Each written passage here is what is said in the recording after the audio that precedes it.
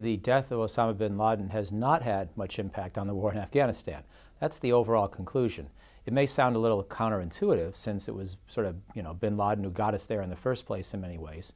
But let's not forget that most of the mission in Afghanistan is building up a strong enough state so the Taliban, bin Laden's former friends, can't reestablish control and then invite Al-Qaeda back in. In other words, it's indirect. We're not fighting Al-Qaeda day to day in Afghanistan. The number of Al-Qaeda fighters in Afghanistan today is estimated at less than 100.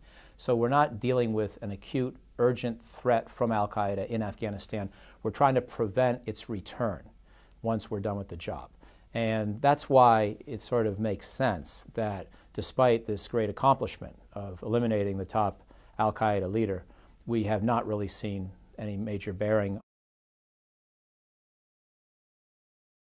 There's no doubt that Al-Qaeda is weaker, as bin Laden and other top leaders have been taken out of the picture.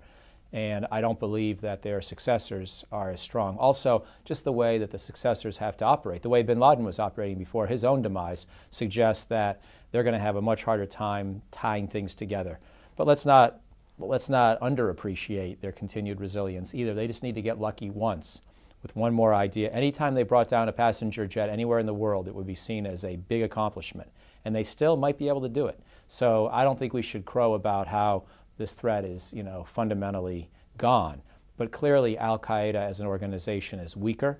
Unfortunately, this complicates in some ways the case for Afghanistan, because those of us who think the mission still needs to be successfully concluded, we can't point to bin Laden as our rationale. I'm still glad he's gone, don't get me wrong. But it makes some people wonder, well, if Al-Qaeda is really on the ropes, do you even need to bother with Afghanistan anymore? Because again, the argument there is we don't want the Taliban to retake power, because if they did, they might invite their friends back, their friends being Al-Qaeda. And the friends could then have a sanctuary much larger than any other sanctuary they have on earth today, much safer. And that's the indirect argument for completing the mission in Afghanistan from a point of view of American national interest. And in some ways, that argument is harder to make if people are less worried about Al-Qaeda. But they should still be worried about Al-Qaeda.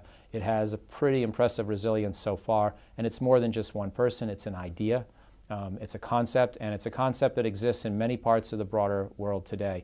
So I still think we want to look anywhere they could establish a big sanctuary and try to prevent that possibility. What's gotten better is the south of Afghanistan. It's more secure and more stable.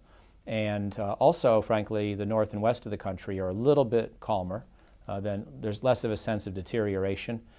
Kabul still occasionally suffers from a spectacular attack, but for the most part, it's reasonably well secured by its own country's army and police. So it's that continued strengthening of the Afghan state. It's still a weak country. It's still a weak army and police, but they're much better than they were a couple of years ago and somewhat better than they were a year ago. That's been the main accomplishment of the last 12 months, a continuation of the progress that we had made in the previous 12 to 24 months.